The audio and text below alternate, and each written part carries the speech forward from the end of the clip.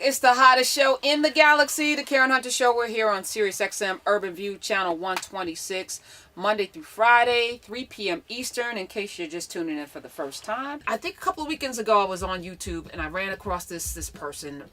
They were doing something in Harlem with the Apollo Theater and they had so much energy and I was like, oh, cool. You know, and then I did some research and I started looking, because that's how I find, you know, it's like, I guess I find people. I guess I'm a discoverer of talent. Yes. I'm a talent scout. Amen. And it's all with the purpose of like, how can we magnify situations and bring the audience, you know, different things, and also inspire people. So with this woman, it was an inspiration, because here's somebody that like owns herself, created a platform for herself, and there's a lot of people out there listening to the show. They want to do this or they want to do that, but there's a formula to doing it, and also, you know, it's not easy. So I want people to come on and tell their journey. And no, you may not right now see them on billboards or whatever, or they don't have a show on networks. Netflix hasn't given them a deal yet. But I feel like, you know, we want to catch people when on the rise. That's and also right. watch it and be a part of the journey. So she's an actress. She hosts something called Sundays with Cherry. It's a podcast, but she also does a lot of little videos on YouTube you can check out for yourself, right? So how did this all come about? I went to school for theater, all of this. I love it. Been in New York over 17 years, pounding the pavement. And then you start to see your friends doing great things and you're supportive of them. And then you go, oh, wait, you know, as people start to grow, you want to grow too, but everybody has their own path and their own journey. And then the phone's not ringing. And so it's kind of like, I don't want to sit around and wait for the phone to ring. I want to create something. And so then I was like, I have all these friends, I have all these people in my life doing these amazing things that no one knows about. So then I was like, you know what? I'm going to create a talk show and I'm going to interview my friends first. And then as I get to know people and invite people on, I'm going to interview them. So I would love to have it on every Sunday. That's the whole point. You know, like back in the day, like Tell It Like It Is. Right. You know what I mean? Like, Gil Noble. Yes. Yeah. So like, I just in my head, I have this vision of, you know, on Sundays, people can go, what's Cherry saying about this week? You know, in New York or Atlanta or California, what's going on? And then I would just say, hey, here's a cherry pick, right? Because at the end of each video, at the end, I have this thing called the cherry pick, and what it is that my guests can cherry pick something that's either Black owned, that's a Black author, that's a Black restaurant, you know, T-shirts that are produced by Black people, and so that's the only requirement. Black owned, Black owned, Black owned, something Black. Nice. You know, like my first episode of Sundays with the Cherry on Top was with my boy Keith, and his cherry pick at the time was Get Out, and I was like, that's so dope. And then I figured I was onto something, and so I'm going to continue that as part of it as well. That's nice. I love that she said she wasn't willing to wait for the phone to ring. Oh no, I didn't want to. I love that. That's what makes the difference between people who get things done and people who dream long dreams. And on zero budget, this is all coming out of my pocket, but you know, right?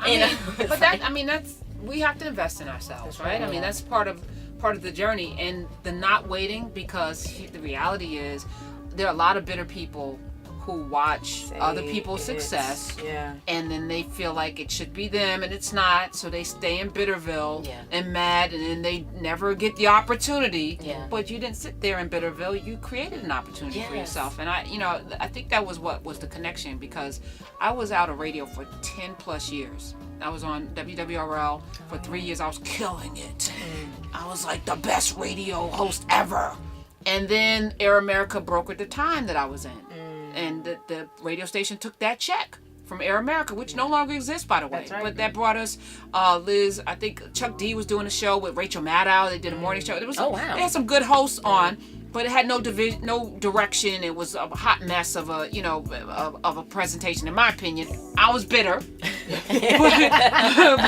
but bitter with a purpose. So I went on Blog Talk Radio and started doing a Blog Talk Radio show, and was determined. I've called Sirius XM. I ran into somebody recently who I called, and he said, "Oh no, you won't be on Sirius." Oh. You know? Yeah. Oh. And I said, "Yeah, no, this was yeah." And I said, "Hey, guy, hey."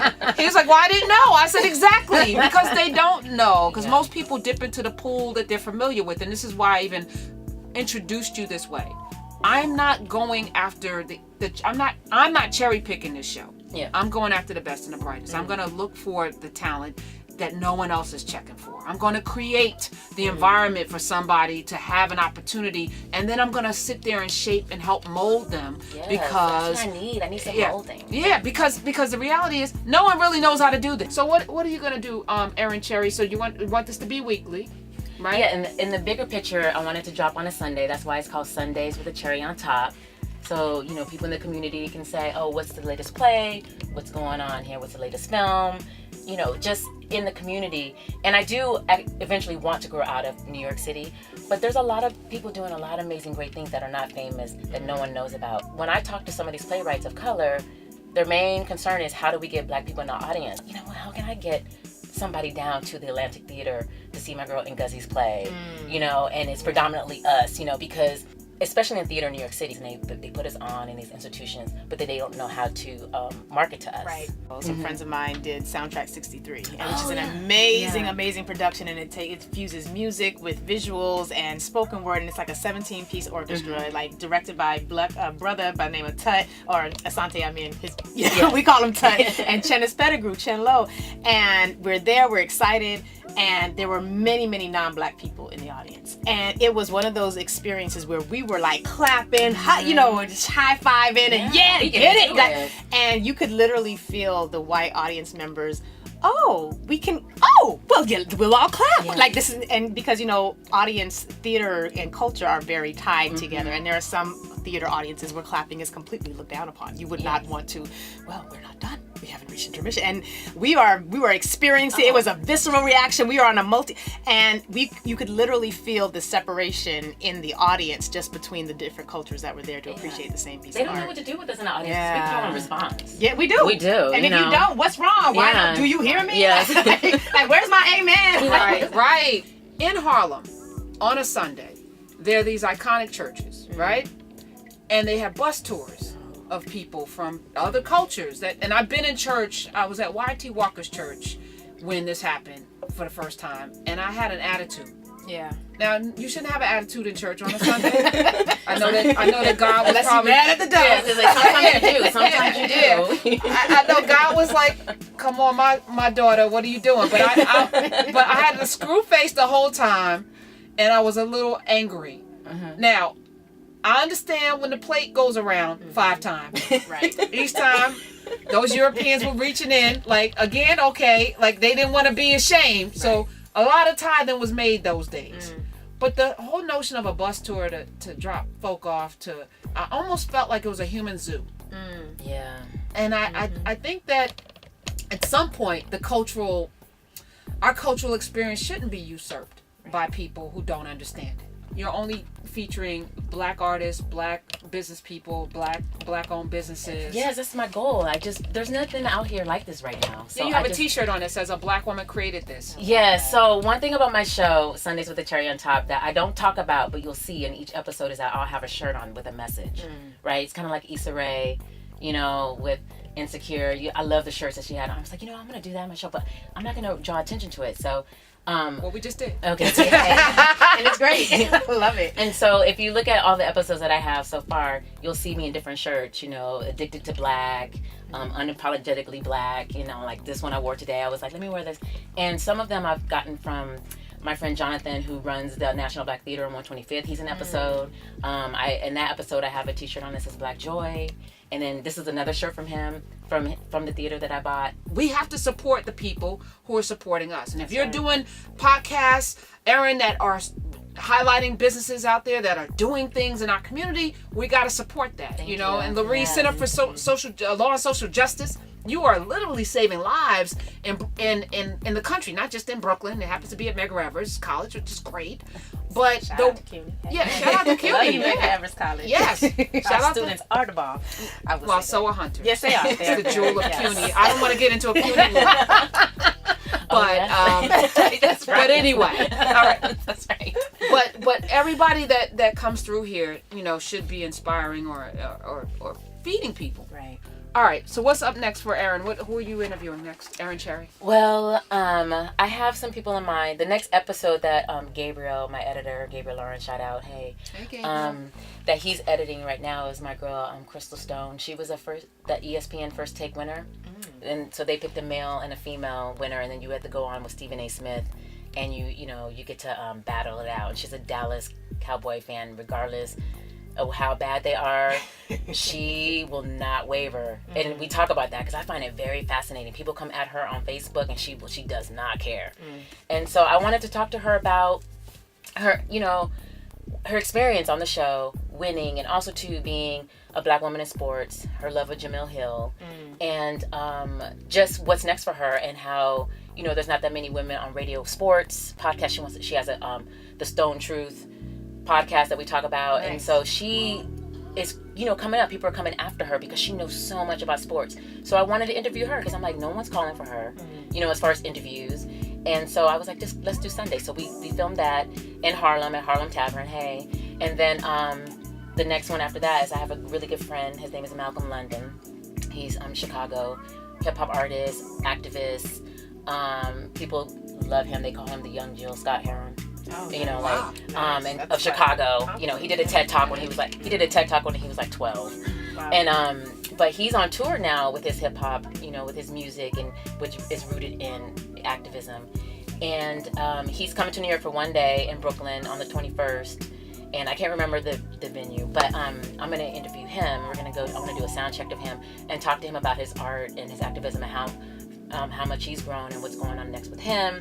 So, I have, and then there's Mr. Witherspoon, who owns Spoon-Fed.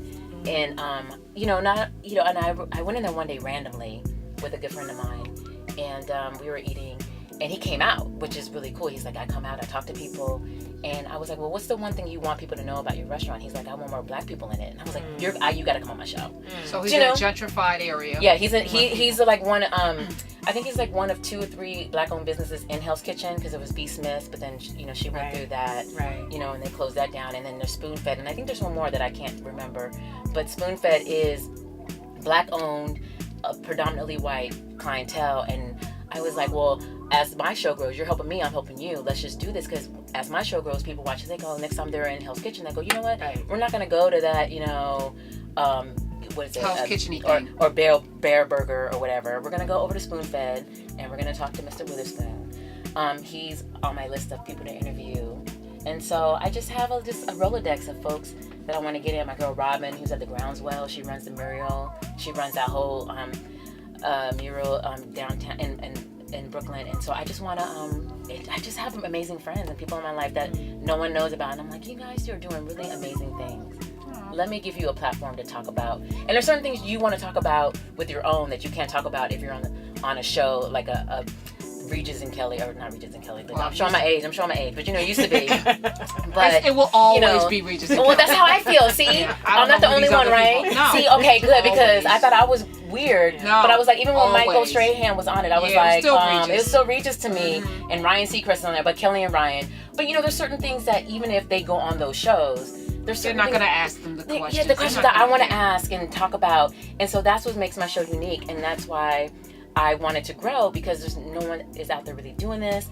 We do need a Black female on daytime or nighttime talk show. Hello, it could be Robin me. Thede. Oh, Robin Thede, yes, the rundown. So she and I, thank you for, Robin Thede. So, but we need more. And so, these are some of the people I have in mind. Okay. Nice. Yeah. Nice. Well, how can people tune in to Sundays with Cherry? Cherry on top. Sundays with a cherry on top. Yeah, Sundays with a cherry on top. Now the YouTube channel is that's what I have only right now. My goal is to create a website and just put all the episodes on a website so people can go to the website. So, but right now they can go to YouTube. They can go to YouTube and click on Sundays with a Cherry on Top. Look for that. Subscribe to that. And I just drop all my episodes. Right now I have 4. I'm Jonathan McCory, the artistic director of National Black Theater. I have Keith Joseph Atkins. He's the artistic director of the New Black Fest, which is coming up in April. And then I have my girl Camilla Forbes, who is the executive, producer of the Apollo. And then I'm going to keep adding more and more. And then I add the cherry picks, I add bonus rounds. And so it's just a place right now you can go to and say, I want to know what people are doing in the community. And it's going to grow. And next thing you know, you're like, what are people doing in Atlanta? Or what are people doing in California? I have big visions. I love it. Well, we are here to support them. Thank you.